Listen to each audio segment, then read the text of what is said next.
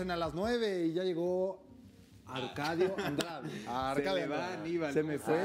Agárralo, Aníbal, agárralo. Ah, lo agarré. ¿Qué tal? ¿Cómo están? Muy Ya bien, huele ¿no? a fin de semana, ¿no? Rico. Sí, ya. Ya huele a fin estamos de semana, la antesala. muchas vacaciones, muchas familias que dejan sus empresas, que ya ves que muchas familias tienen empresas y dicen, ya vámonos de vacaciones, olvidemos todo, vámonos. el cierre de fin de año a la fregada. Sí. Pero tú nos vienes a hablar De los 5 errores de las empresas de familiares. las empresas familiares. Así es. Fíjense, 9 de cada 10 empresas en México son empresas familiares. 9 de cada 10.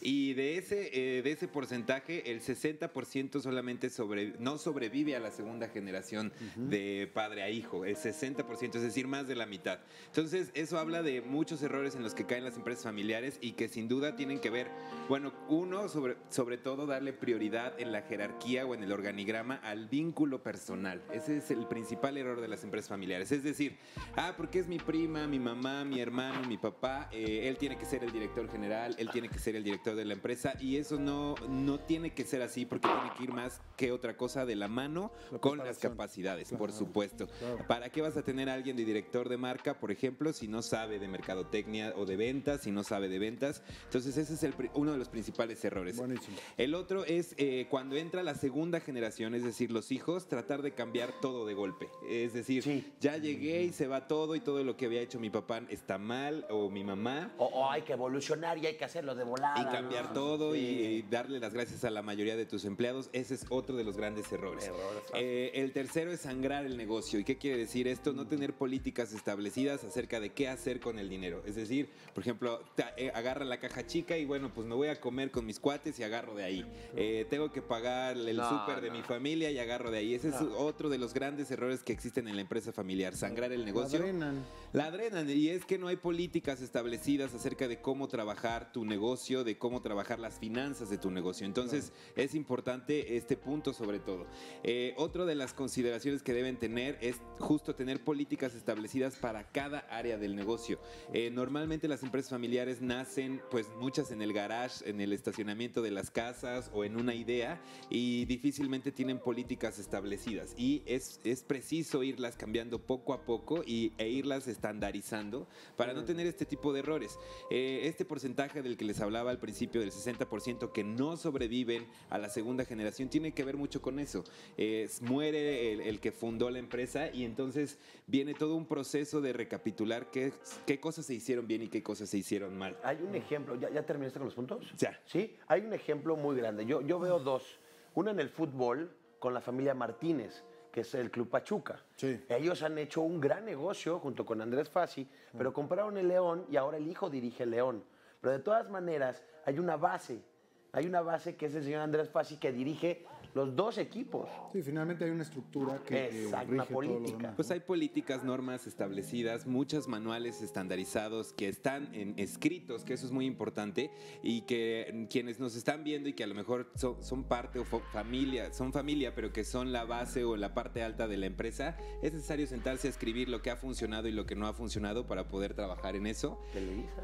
Oye, fíjate que de hecho yo, bueno, yo soy licenciado en Administración de Empresas, tuvimos una plática, una clase, donde nos decían que las empresas familiares también, uno de los principales errores que cometían, es que, por ejemplo, el negocio de papá dio para construir una casa y para comprar 2 coches, ¿no? Entonces ahora los 4 hijos quieren hacer lo mismo con la misma empresa. Entonces hay que pagar 4 casas. Y 4 coches. No, y 2 coches para todos, y la casa en valle, y todo el mundo ya quiere sangrar a la empresa, que era lo que hablabas, ¿no? Que es cuando las segundas Entonces, generaciones obviamente, llegan y se acaban el negocio. se acaban Lo poco o mucho que pudieron haber construido se termina. Y creo que esto va de la mano con el tema que trabajamos la semana pasada, que es el liderazgo y la trascendencia. Quienes asumen el rol de jefes de la empresa por segunda generación, es decir, los hijos, es importante que piensen en la trascendencia de quien los antecedió, que es el padre o la mamá, y que tienen que dejar un legado y trabajar el doble para poder hacer lo que hicieron ellos. Te lo tengo que preguntar, ¿qué crees que es lo que haya pasado entonces con Televisa?